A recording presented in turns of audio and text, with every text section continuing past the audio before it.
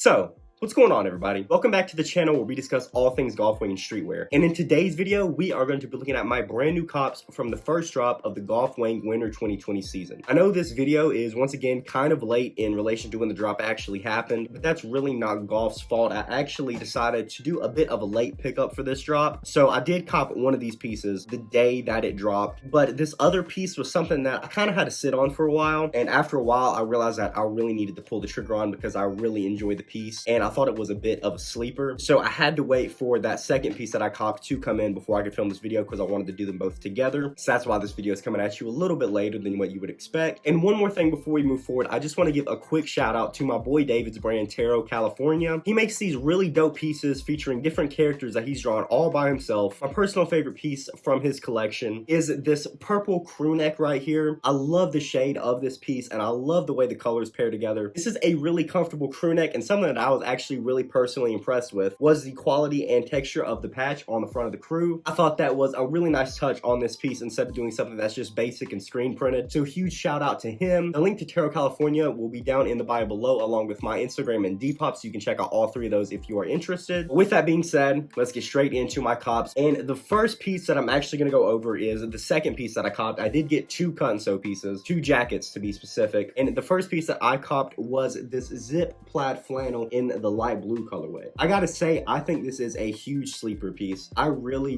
love it. A couple of days ago, I went and hung out with my friends and I threw this together with a fit, and I gotta say, it is great quality. I love the colors on this. And I do think from all of the plaid pieces that we saw from the drop, that this piece was my personal favorite, followed pretty closely by the dark green plaid puffer. This was kind of a weird one for me, and what I mean by that is I did enjoy this piece when I first saw it in the drop, but when I first saw it, I wasn't super interested in picking it up really. But I'm thankful that this didn't sell out in the drop because I kind of got to marinate on it for a while, and after really sitting with it, and I saw a couple of in-hand pictures of this piece as well, I really started to love it. And that's kind of weird for me because that never really happens to me with pieces. It's not uncommon for my opinion to slightly change over time with pieces, but for me to go from kind of expecting to pass on the piece to it being one of my favorite pieces from the collection is really not common. But I love this piece. I think it's great. It's a nice refresher for me because I've been buying a lot of dark pieces recently, lots of dark greens, lots of browns, so getting something light blue and a little bit more fresh is a really nice addition to my closet. So that is my first cop, the light blue colorway of the zip plaid flannel. Coming in next, we have what I copped on the initial drop of the winter 2020 season. I knew